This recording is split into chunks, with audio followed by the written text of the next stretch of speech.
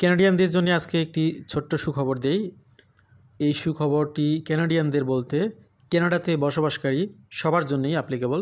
কানাডার citizen, permanent resident, 18 মাস সময় ধরে বসবাসকারী বা রেসিডেন্ট, যে সমস্ত টেম্পোরারি রেসিডেন্ট রয়েছেন, ওয়ার্কার বা এখানে রিফিউজি, অ্যাসাইলাম ক্লেমেন্ট, এরপরে রয়েছেন স্টুডেন্ট, সবাই মোরলেস এই বেনিফিটগুলো পেয়ে থাকবেন। তো আজকে এই যে বেনিফিটের কথা বলতেছি সেই বেনিফিটটি ইউজুয়াল বেনিফিট, নতুন কোনো বেনিফিট না, জাস্ট এই বেনিফিটটা ইনক্রিজ হতে যাচ্ছে 1 জুলাই থেকে। প্রত্যেক বছরে এটি ইনক্রিজ হয়, সেটাও আপনারা অনেকেই জানেন, আবার অনেকেই জানেন না। এই কারণেই মূলত যেহেতু একটা ইনক্রিমেন্ট পাচ্ছেন ক্যানাডিয়ানরা, সেই জন্যই এটা একটা ছোট্ট সুখবর। আশা করছি অনেকেই তথ্যগুলো জেনে উপকৃত হবেন। যদিও বা ক্যানাডার যারা সিটিজেন এবং পিআর হোল্ডার সবাই কম বেশি জানেন তথ্যগুলো, এরপরে যারা জানেন না তাদের জন্য সহায়ক হবে আশা করা যায়। New GST payment increase coming in mid 2025। তো আমরা কোয়ার্টার পার করতেছি বা কোয়ার্টারে পৌঁছাতে যাচ্ছি। কোয়ার্টার পার হলে এরপরে আপনার মিড চলে আসতেছে সামনে, দেখতে দেখতে সময় চলে যায়। তো এই মিড বা 1 জুলাই থেকে মূলত এটি কার্যকরী হবে। আগে থেকে আপনাদের প্রস্তুতিমূলক বিষয়গুলোকে কমপ্লিট করার জন্যই মূলত তথ্যগুলো আগাম দেয়া। Good news for Canadians. The new GST payment increase in 2025 is coming, putting more money back into the pockets of low income and modest income individuals and families. তো সবার যেহেতু ইনকাম লেভেল সমান না, যেহেতু low income group, modest income group, এনাদের জন্য extra একটি ডলারও অনেক সহায়ক নিঃসন্দেহে। এই কারণে তাদের জন্য বিষয়টি অত্যন্ত প্রত্যাশিত। With rising living cost, this boost aims to ease the financial burden by offsetting the sales tax you pay. Whether you are a long-time resident, an international student, or a newcomer to Canada, this guide covers everything you need to know about the upcoming changes, eligibility, payment amounts, and how to ensure you receive your share. তো এখানে এই বিষয়গুলি আশা করছি আপনারা কিছুটা হলো clear হলেন। তো জিএসটি, এইচএসটি এটা আবার কী জিনিস? এটা হচ্ছে tax free quarterly payment design to help low and modest income Canadians offset the goods and service tax or harmonize sales tax they pay on purchase. তো ক্রয় করতে গিয়ে, অ্যাকচুয়ালি বসবাস করতে গিয়ে তো অনেক কেনাকাটা আপনারা করেন, সেখানে যে ট্যাক্সগুলো দেন সেখান থেকে একটি বেনিফিট গভর্নমেন্ট আবার আপনাদেরকে রিটার্ন করে। তো এটা যারা কানাডার রেগুলার রেসিডেন্ট তাদের জন্যই মূলত বেনিফিটগুলো অ্যাভেলেবল।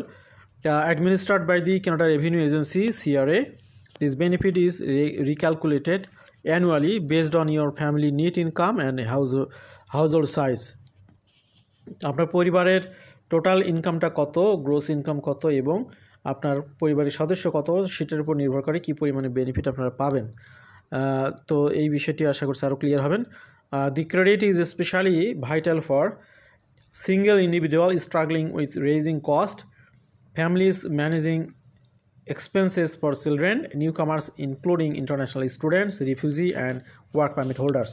তো এখানে যে ব্যক্তি, যে ক্রাইটেরিয়াগুলো বলা হলো সবার জন্য এটি অ্যাপ্লিকেবল। যারা অনেক ওয়েলদি পিপল তাদের জন্য এই বেনিফিটগুলো কাজে আসবে না বা তাদেরকে এই বেনিফিটগুলো দেওয়া হবে না। যারা স্ট্রাগল করতেছেন কানাডাতে লাইফ সেটেল করতে গিয়ে তাদের জন্য বেনিফিটগুলো দেওয়া হয়। HST GST payment increase 2025। তো প্রত্যেক বছর যেহেতু এটা ইনক্রিজ হয়, এবছরও সেটা থেকে বাদ যাবে না। Based on consumer price index, সেটার উপর ভিত্তি করে মূলত এটি বাড়ানো হয়। এবছরে এটি 2.7% ইনক্রিজ করা হবে, যদিও আগের বছরে ইনক্রিমেন্ট ছিল 4.7%। কী পরিমাণে বেনিফিটটা পাবেন, ইনক্রিজ বেনিফিটের পরিমাণটা কী সেটা আপনারা এবার দেখবেন। সিঙ্গেল ইন্ডিভিজুয়াল যারা, তারা এখানে আগে পাচ্ছিলেন 340 সালে, এখানে এখন পর্যন্ত পাচ্ছেন, জুলাই থেকে এটি পাবেন 349 অ্যানুয়ালি। এরপরে পার চাইল্ডের জন্য আপনি পাবেন আবার 184, এখন পর্যন্ত পাচ্ছেন 179, যেটি বেড়ে $5 বেড়ে যাবে এখানে।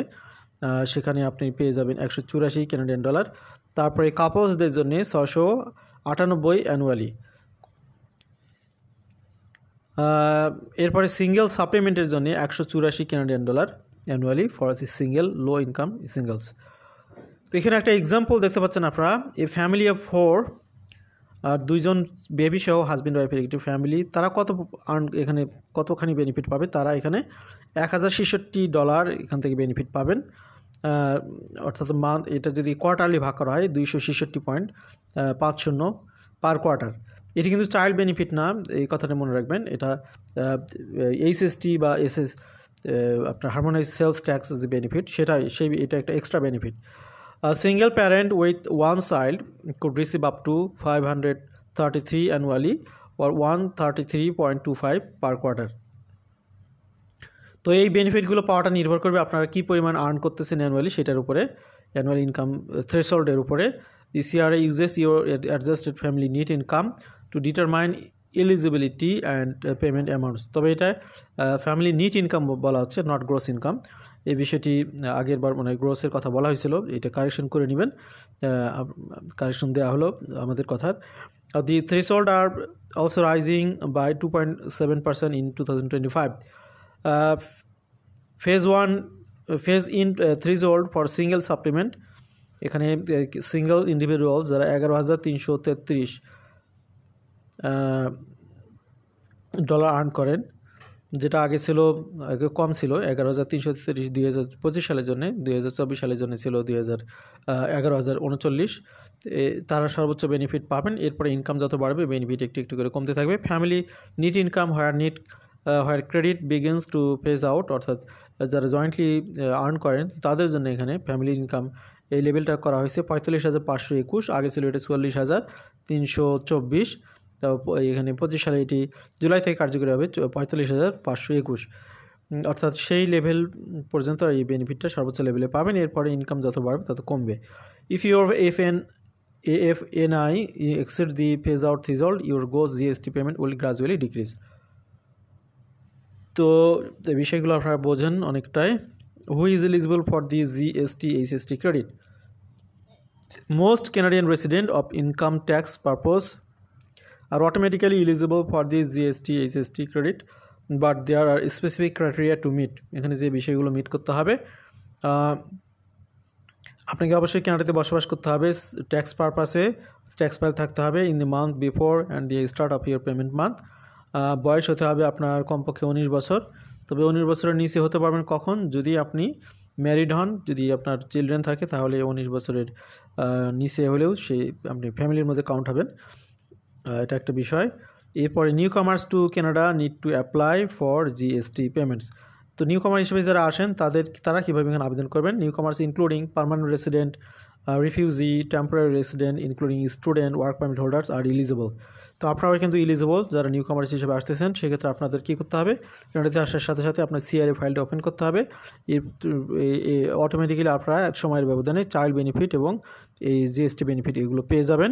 চাইল্ড বেনিফিটের জন্য যদিও বলা হয়েছে আপনার এখানে 18 মাসের বিষয়, GSTর ক্ষেত্রে এই কন্ডিশনটি নেই আপাতত। চাইল্ড বেনিফিটের ক্ষেত্রে 18 মাস একটানে থাকতে হবে। তবে অবশ্যই আপনার এই বেনিফিটগুলো যেহেতু আগের বছরের ট্যাক্স ফাইলের আলোকে পাবেন, তার মানে আপনাকে এখানে রেসিডেন্ট হতে হবে, এই বিষয়টি মাথায় রাখতে হবে। The CRA considers you a newcomer during your first year in Canada, however you must apply for the credit. How to apply below. Who is not eligible, কারা এটার জন্য এলিজিবল হবে না? You will not receive GST HST credit কখন? Your AFNI exceed the phase out threshold, অর্থাৎ আপনার income level যদি অনেক বেশি হয়ে যায় তাহলে এখানে পাবেন না। You are not a Canadian resident for tax purpose, আপনি কানাডাতে ট্যাক্স পারপাস বা ট্যাক্স ফাইল ওপেন করে যদি বসবাস না করেন পাবেন না। You fail to file a tax return for the relevant year, এবং আপনার ট্যাক্স রিটার্ন কিন্তু সাবমিট করলে তাহলেই বোঝা যাবে যে আপনি ট্যাক্স পারপাসে এখানে বসবাস করতেছেন। সেটি যদি না করেন তাহলে এই বেনিফিটটা পাবেন না। GST payment date for 2025 to 2026। তো এখানে ইউজুয়ালি যেটা হয় যে the CRA issues GST HST credit payment quarterly on the 5th of the month.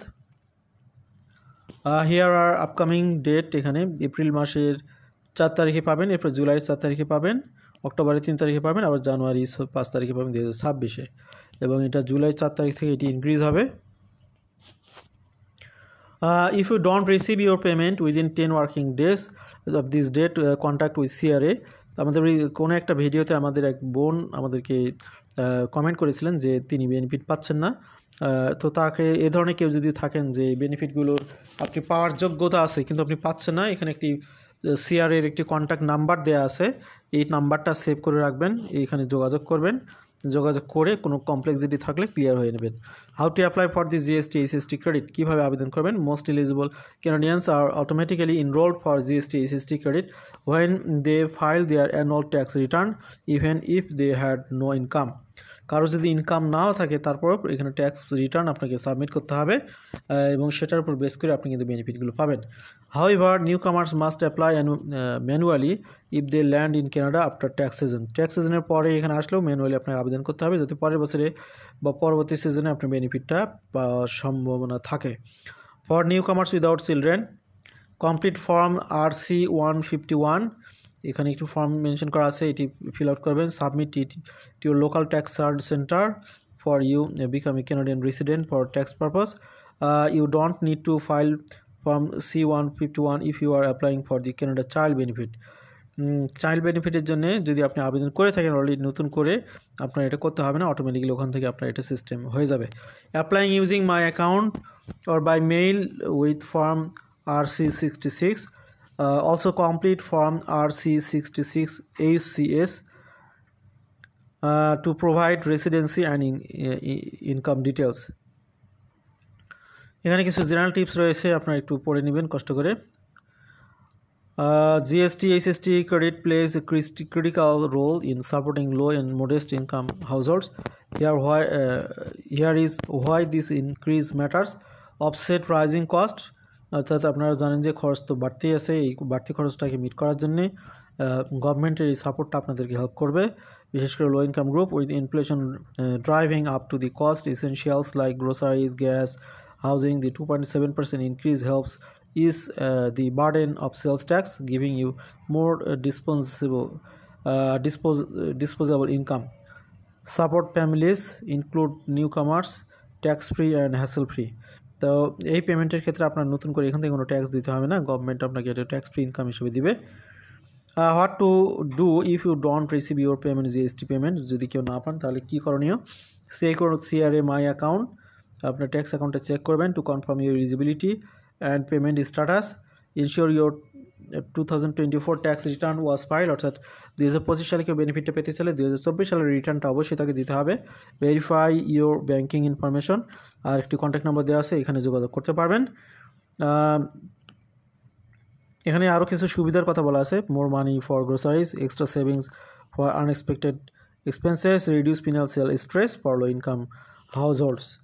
এখানে একটি আরও ক্লিয়ারলি উদাহরণ দেওয়া হয়েছে যে এই বেনিফিটগুলো কীভাবে আপনি কাজে লাগে, আপনার ছোটো ছোটো বেনিফিট হলেও এটা আপনারকে অনেক সহযোগিতা করে।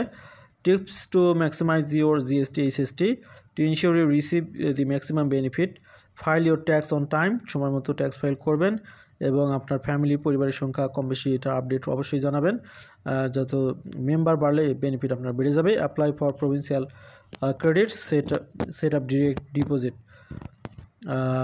তো আমরা আলোচনা একদম শেষ প্রান্তে চলে আসছি, এখানে আরও কিছু বিষয় ছিল আমরা সেগুলো স্কিপ করলাম। তো অনেক ভাই বোনরা এই তথ্যগুলো জানেন যে কীভাবে এই বেনিফিটগুলো পেতে হয়, আবার অনেকে জানেন না, অনেকে নিউ কামার হিসেবে আসতেছেন, অনেকে রিফিউজি কেস করে আমাদের আলোচনা শুনেছেন, কিন্তু আপনাদের কেসটা যদি অ্যাকসেপ্ট হয় তাহলে অবশ্যই এই বেনিফিটগুলো আপনারা পাবেন। অ্যাকসেপ্ট হওয়ার আগ পর্যন্ত পাবেন কিনা বিষয়টা আমরা ক্লিয়ার না। তো আর যারা temporary resident, PR holder, citizen তারা তো বেনিফিটগুলো পাবেনই, যাদের ইনকাম যে স্ট্যাটাসে তার আলোকে পাবেন, যাদের ইনকাম অনেক হাই লেভেলে তারা কিন্তু এই বেনিফিটগুলো পাবেন না। আমাদের সাথে থাকার জন্য আবারও ধন্যবাদ, ভালো থাকবেন সবাই, আল্লাহ হাফিজ, আসসালামু আলাইকুম।